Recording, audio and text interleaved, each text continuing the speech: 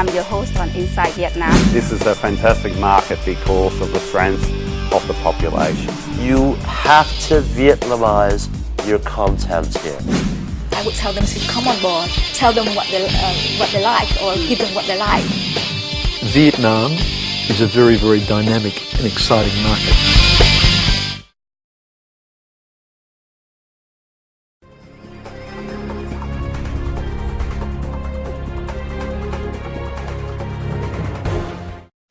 Greetings to you all, wherever you are in the world, and welcome back to the show.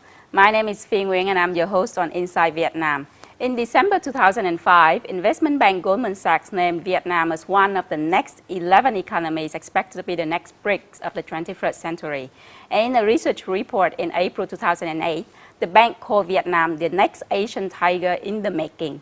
The Southeast Asian country was also included among the Economic Intelligence Unit CIVET, which stands for Colombia, Indonesia, Vietnam, Egypt, Turkey, and South Africa, considered as emerging markets to watch over the next 10 years. How much of this is the truth? Today, I'm bringing you closer to Vietnam through the eyes of an expert in trade and investment development, who will hopefully give you a perspective on how far the next Asian tiger has been in the making. Let us welcome Mr. Tony Burchell, Senior Trade Commissioner of Austrade in Vietnam. Good day to you, Tony, and thank you very much for being on Inside Vietnam with us today. Thanks, Phi. It's a pleasure to be here. And I understand that Austrade is a government agency of Australia, and as such, you have been promoting trade and investment between Australia and Vietnam. Is that right? Absolutely, but it's an unusual government agency in that we deal a lot with the private sector naturally, and we charge fees. Just to give us a perspective on the importance of the agency in promoting trade and investment in Vietnam, what sort of total value in trade and investment are you talking about? Well, there's $6 billion in two-way trade between Australia and Vietnam, and that includes items such as crude oil from Vietnam and an array of services from Australia. So it's significant. Yeah. It's significant. Yeah. And have you seen the growth from this particular value in the last few years as well? Sure, it's been growing quite strongly, about 10% per annum, including in more difficult times, and it's also coming off a very diversified base, which is encouraging. Yeah. Is that very much in line with the growth from top investing countries into Vietnam, such as Korea, South Korea, Japan, Taiwan, and Singapore? It's a good question. I think people need to understand that these countries like Taiwan, South Korea, increasingly Singapore, Malaysia and China are big investors in Vietnam. They invest into the industrial base. Australia can invest into the mining sector when that opens up and be a big investor. But at the moment we're an intermediary. We're helping with those investments. Our companies are great engineering companies, great mining companies, great software companies and great educationalists. That's where we add value to the relationship. Okay, I've read your agency business report. And you mentioned that Vietnam's economy is on a rebound. Now, I like that word, rebound. Credited to the recovery of world trade, financial markets, improved investment environment in Vietnam, and growing domestic consumption. Now, let's talk about the improved investment environment in Vietnam. Based on what foundation do you suggest that there are improvements in this particular? Yeah, look. It's a good question, but it's a complex area because of a number of variables that abound.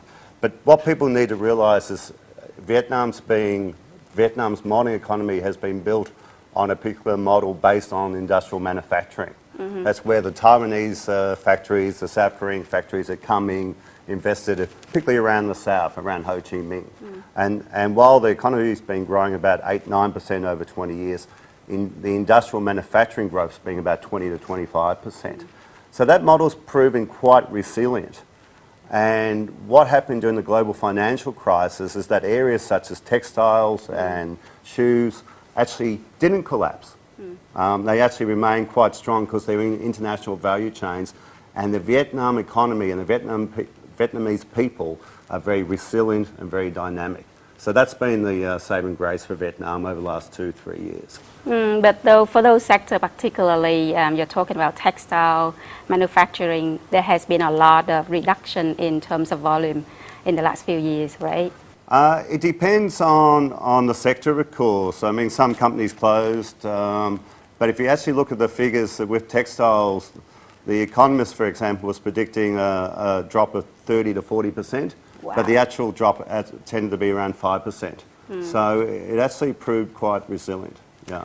Let's just touch base on Vietnam in regional context. And you understand that Vietnam is in a testing phase of market economy right now. Sure. And while other markets in the regions are very much established. So is it the potentiality of the future of Vietnam that Australia is promoting and not actually the present? Sure. Well, it's really both. But definitely there's a bet on the upside. And as you know, I'm a great believer in the benefits of Vietnam as a geophysical bridge between Northeast Asia and Southeast Asia. So if you're looking at Vietnam as a future bet, then you have to say, well, it's this young population, it's coming off a low base, it's a competitor and collaborator with China. So it's an important country in a very important neighbourhood. Let's talk about the growing domestic consumption in Vietnam. And I know that you know a lot about this. From the research agencies, I've got figures to show that there is an emerging middle class in Vietnam. And this particular emerging middle class, because of their disposable income, is now on a spending mode instead of a saving mode, like their parents. And that's why we've got a growing domestic consumption in Vietnam at the moment. Is that what you're seeing? Vietnam, it's a Confucian-based culture, so savings will remain important, but it's also a very young society, a very consumerist society, particularly in the south. So you're seeing a lot of expenditure on branded goods, and that's not necessarily a bad thing. But I've seen a lot of new brands, new international brands entering the market.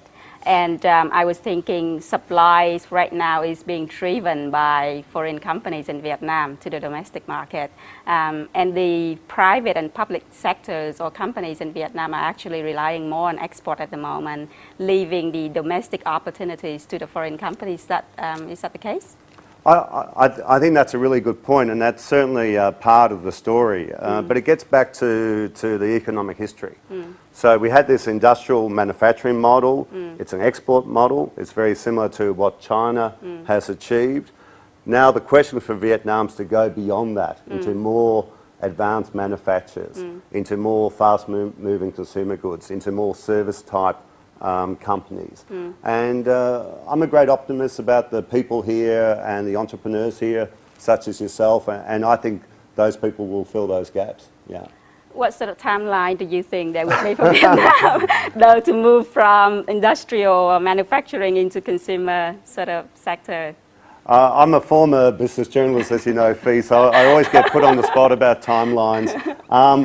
Look, it's happening more quickly than what people realise. Let's get back to this economic rebound that I really like. This rebound, as seen in various economic reports, is believed to have been driven by increases in income, remittances, and reduction in inflation. Do you agree with that statement? No, I don't actually. Remittances and incomes are symptoms of the rebound. Okay, so remittances in Vietnam are about 4% of GNP. They remain pretty constant.